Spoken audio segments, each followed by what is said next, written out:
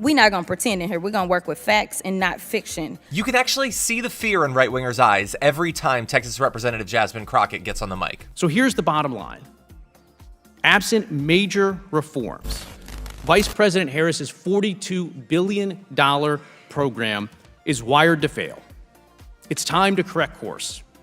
Get rid of all the extraneous political goals and focus on quickly connecting Americans. Now I'm actually going to talk about Texas because I believe that the testimony has been somewhere around the fact that no money has actually been disputed as it relates to rural broadband. I'd also asked for unanimous consent to admit this article from the USDA.gov.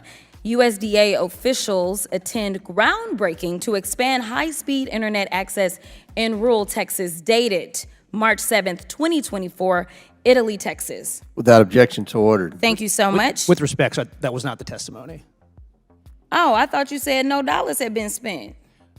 The largest single program. My question is, did you not say $42 billion. Okay. 0 houses have been connected. There are other federal programs, including Trump-era ones, that right now are turning dirt and connecting. Okay, so just to be clear, because I don't want the American people to be confused, because I was confused because it almost seemed as if, considering the fact the name of this hearing is the failed policies, as if nothing had been done. But to clarify for those that are watching, you aren't saying that no dollars have been spent as it relates to rural broadband dollars under the Infrastructure Act, correct?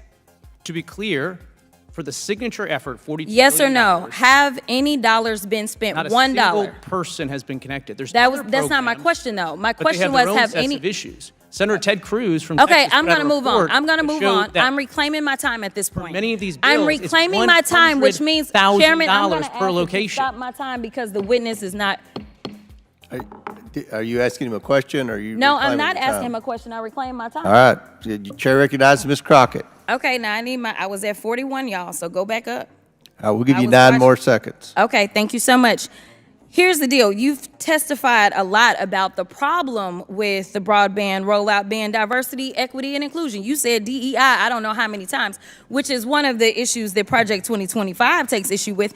But it's interesting to me because I have another article from the Texas Tribune, and it actually specifically states that internet providers say they are simultaneously hopeful and skeptical about whether the incoming federal dollars will be enough to connect the most underserved Texans. Historically, other federal rural broadband funding programs have seen limited success because many companies who committed to providing broadband went into default after radically underestimating their cost. It doesn't say anything about diversity. And the final thing that I will say Do you is know why that those this costs have election, increased I didn't ask you a substantially? question. The final thing that I will say is that this election is the best example of why y'all are so afraid of diversity, equity, and inclusion, because then you can't have a simple-minded, underqualified white man somehow end up ascending. Instead, you've got to pay attention to the qualified black woman that is on the other side. And with that, I will yield. And this wasn't the end of FCC Commissioner Brendan Carr's total humiliation. But I just wonder on that point whether any of the witnesses would comment on this unprecedented defection of former Trump officials from supporting him. And if anybody, who is on the Project 2025 side wants to weigh in on that, or Ms. Perryman, what you say about Vice President Pence and these former cabinet officials who've abandoned Donald Trump. Any comments on that? Yeah, I think President Trump has spoken explicitly about the majority of these people were either running against him in the case of Vice President Pence, or they lost their job because. Well, Pence wasn't running against him Hey, when gentlemen, the mob came in expired. chanting "Hang Mike Pence." He ran with Donald Trump. Many of the people Gentlemen. who Mr. Garcia referenced are people who were let go because they failed to fulfill the vision that President Trump had painted. Oh, so for I the see. American There's nothing people wrong and with that what they Donald had Trump did. You're blaming it on these people. Gentlemen's time's expired. I'm just Before saying I they're more- recognize Yeah. Ms. like Mays, great yes, fire before, employees. yes. I respect it takes a lot to put yourself out there to come and testify in front of Congress. And I know that some of this ground has been covered before, and I really do appreciate the transparency that all of you have brought about your backgrounds, about your positions, and about your perspectives on the policy issues. But just to kind of put it all in one place, I want to quickly go through, and I'm going to mostly state it. I'll ask some questions as we go. Mr. Carr, I know you've said this has been asked and answered several times, but just, going back, we know you're currently serving in the FTC. You've been serving there since 2017, since Donald Trump appointed you, and you are the author of the FCC chapter of 2025, Project 2025, correct? It's just a yes or no. Well, so just to be clear, Yes, you are. Thank you. I appreciate it. Mr. chapter that you Krikorian. reference was done in my personal capacity Yes. after The getting answer is a yes. Yes, Mr. clearance from the Krikorian, FCC Ethics Council. I just want to clarify that wasn't in my official Mr. capacity. Krikorian, you serve as the ED of the Center for Immigrant Studies. You are also on the advisory board of Project 2025. Your organization has been actually designated as a hate group by the Southern Poverty Law Center. Dr. Hobbs, thank you for your service to this country. I understand you're a veteran and an academic.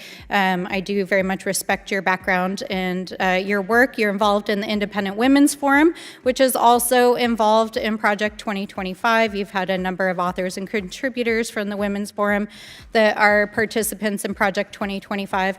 And Ms. Gunasekara, I know we've already covered this, but you're a former chief of staff for the Trump administration at the EPA, and I think you've been very clear about your role in drafting the EPA section of Project 2025.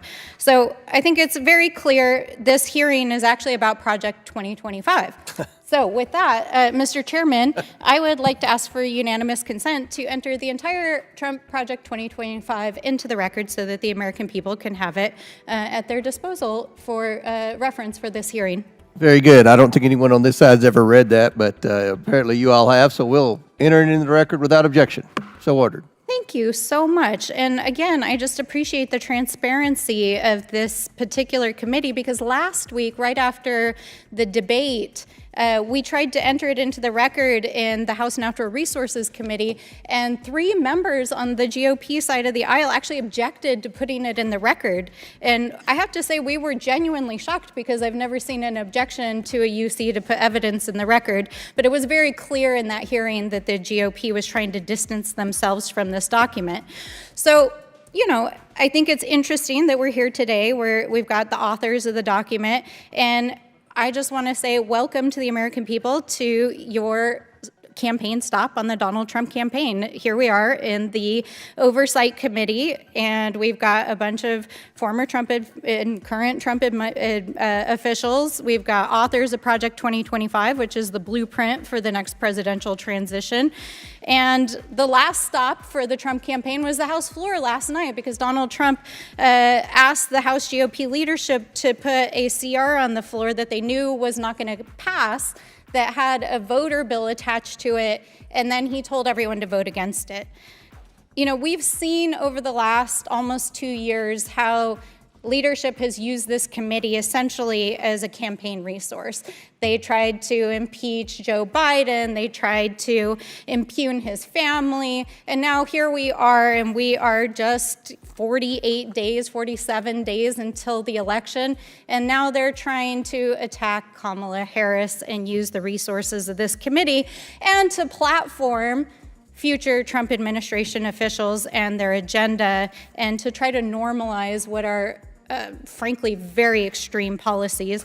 And we heard from one of the witnesses today that, in fact, not only do they support dismantling our federal government, but would support doing even more damage than was done during the Trump administration, and even what is recommended inside of this book. New Mexico Representative Melanie Stansbury is 100% right. The House Oversight Committee is one of the most powerful panels in the entire House of Representatives, and it's never been more partisan than it is right now. The House Oversight Committee's mission statement is to, quote, ensure the efficiency, effectiveness, and accountability of the federal government and all of its agencies. Simple stuff. But it's becoming increasingly obvious that these people don't want these federal agencies to exist at all. They certainly don't want them to function in a sane, rational way that actually delivers on policy for the American people.